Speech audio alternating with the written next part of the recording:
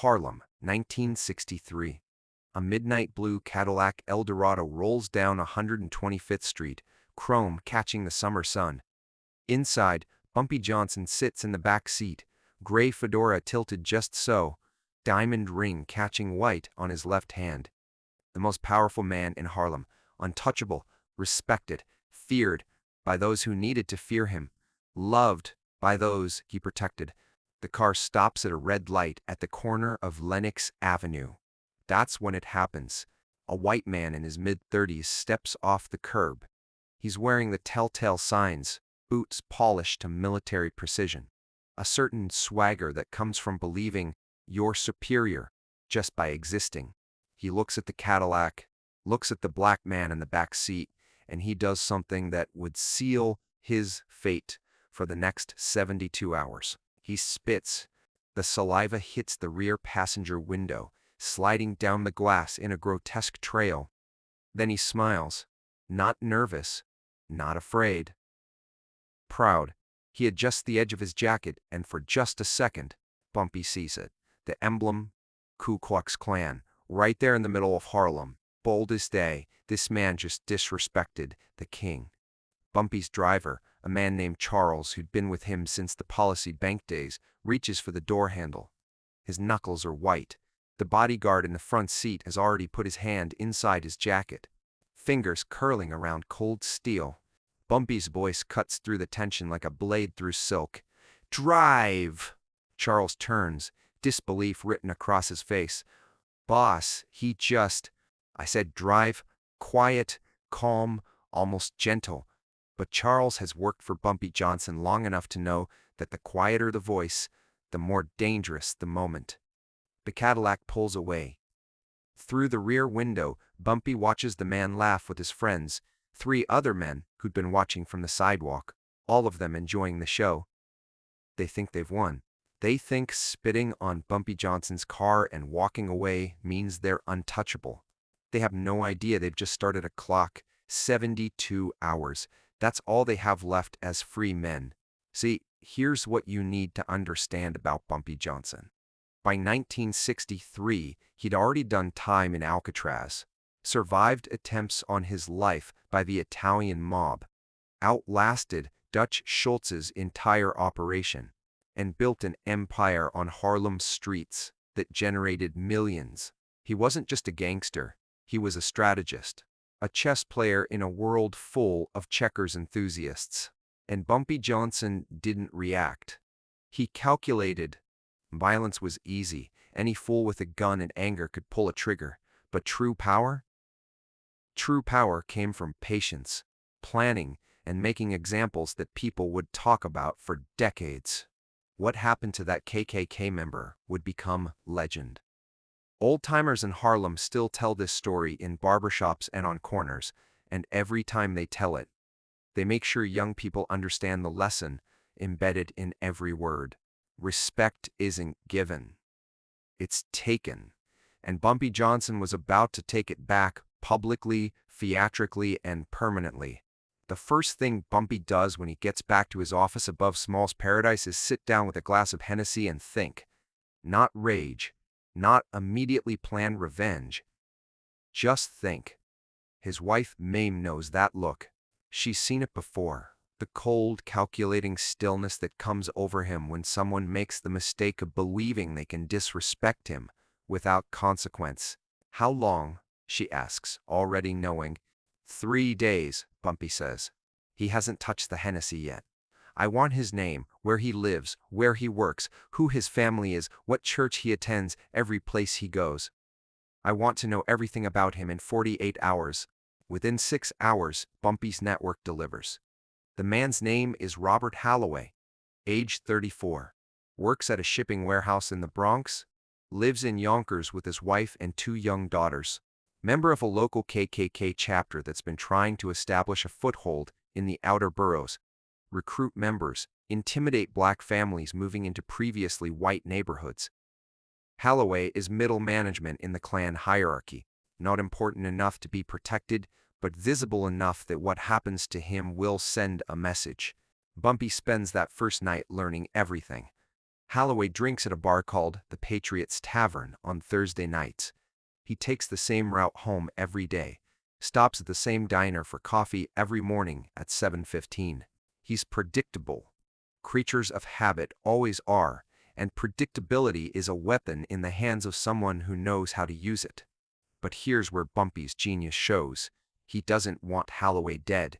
Death is easy, quick, forgettable. In a week, people move on. No, Bumpy wants something more lasting. He wants Holloway broken. He wants him humiliated in a way that strips away everything the clan pretends to offer. Pride, superiority, brotherhood, protection. He wants Holloway to understand viscerally and permanently what it means to disrespect the wrong man. The second day, Bumpy's men start moving pieces into position. They don't approach Holloway. They watch. They learn his patterns more precisely. They identify the perfect moment, the perfect place. Meanwhile, Bumpy makes calls. He reaches out to contacts in the Bronx, in Yonkers, people who owe him favors, people who understand that when Bumpy Johnson asks for something, you deliver or you risk becoming the next lesson. That night, Thursday night, Holloway goes to the Patriots Tavern like clockwork. 7 o'clock, he's with 4 of his clan buddies, drinking beer, laughing, probably telling the story of spitting on that black gangster's car in Harlem. They feel safe here. This is their territory, their bar, their world. At 8:15, 3 men walk into the Patriots Tavern. They're not black, they're Italian. Connected, everyone in the bar recognizes what they represent: organized crime, the kind of power that doesn't care about race when it comes to business, and respect. The bar goes quiet. The lead man walks directly to Holloway's table. Robert Holloway. Holloway's smile fades. Who's asking? Someone who wants to talk to you outside. Now, Holloway looks at his friends. They're supposed to be tough. They're supposed to have each other's backs, but none of them move. None of them stand up because they recognize the reality of the moment. This isn't about race, loyalty. This is about power, and they have none. Holloway stands, trying to maintain some dignity. I don't know what this is about, but I haven't done anything to. 3 days ago, Harlem, 125th and Lenox. Ring any bells? The Italian's voice is flat, bored, almost like he's had this conversation 100 times. The blood drains from Holloway's face. That was just, I didn't know who. Now you do. Let's go.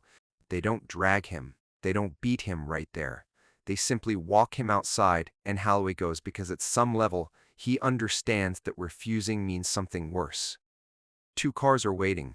Holloway's put in the back of one. They drive for 40 minutes, and with every minute, the fear grows. He's hyperventilating now, hands shaking, mind racing through every possible outcome, none of them good. They don't take him to some abandoned warehouse or dark alley. They take him back to Harlem, back to 125th Street, back to the exact corner where he spit on Bumpy Johnson's car 72 hours ago. It's Friday night now. The street is alive. Restaurants packed, clubs filling up, people walking, laughing, living their lives in the neighborhood Holloway tried to disrespect.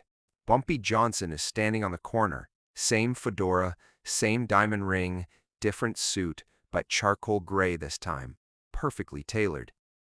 He looks like he's been waiting, patient as stone. The car stops. Holloway is pulled out, and suddenly, he's standing 10 feet from the man he spit on. Only now, there are no friends with him. No clan brothers. No false superiority to hide behind. Just fear and the dawning realization of how badly he miscalculated. Bumpy doesn't raise his voice. He doesn't need to. You know who I am now? Holloway nods, can't find words. 3 days ago, you stood on this corner and you spit on my car. You disrespected me. Not just me, you disrespected every person in Harlem. You thought you could do that and walk away. You thought wrong. A crowd is forming now. Word travels fast in Harlem. People know something important is happening.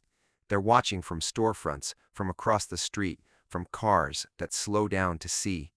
This is theater. This is public justice. Bumpy takes a step closer. You've got two choices. First choice, I let my people here handle this their way. You won't die, but you'll wish you had. You'll spend months in a hospital, and when you get out, you'll spend the rest of your life looking over your shoulder, wondering when we're coming back. Holloway is crying now, tears streaming down his face, legs shaking so badly he can barely stand. Second choice, Bumpy continues, voice still quiet, still deadly calm. You apologize. Right here, right now, on your knees, in front of everyone. You apologize for disrespecting me, for disrespecting Harlem, for thinking your hate gave you power. And then you leave New York tonight, you pack up your family, and you leave. And you never come back. You quit the Klan. You disappear. And if I ever hear your name again, if you ever even think about coming back to this city, there won't be a second choice. There'll just be consequences. The crowd has grown to maybe 50 people now, everyone watching, everyone understanding what this moment means. This isn't just about Bumpy and Holloway. This is about respect and power and the invisible lines that govern who controls what in this city. Holloway looks around, desperate, looking for escape, for mercy, for anything. He finds nothing but witnesses. His legs give out. He drops to his knees, not even a decision anymore. Just the body's surrender to reality. I'm sorry, his voice cracks. I'm sorry, I didn't. I'm sorry.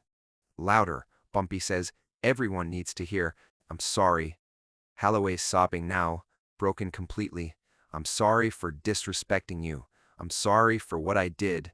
Please, I'm sorry. Bumpy stands there for a long moment, letting it sink in, letting everyone see. Then he nods once, and the men who brought Holloway here pull him to his feet. Bumpy's voice cuts through one more time. You've got until sunrise. If you're still in New York after that, this conversation ends differently. They let him go. Holloway runs, actually runs down 125th Street, stumbling, crying, broken. The crowd watches him disappear. Then they look at Bumpy. Some nod. Some smile. All of them understand. By morning, Robert Holloway is gone. His house in Yonkers is emptied out. His job at the warehouse has a resignation letter dropped off at 5 a.m.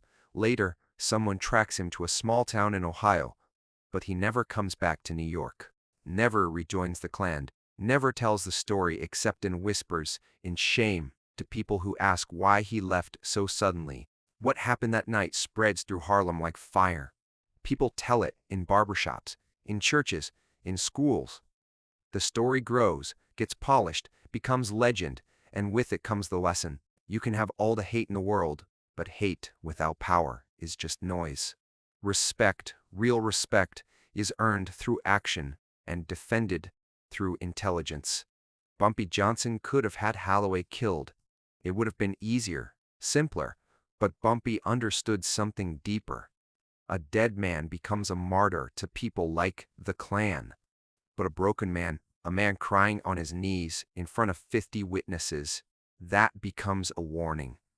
That becomes proof that all the superiority in the world doesn't mean anything when you disrespect true power. What would you have done if someone spit on your car, disrespected everything you'd built, everything you stood for? Would you have reacted immediately, or would you have waited, planned, made it count? Bumpy Johnson chose patience.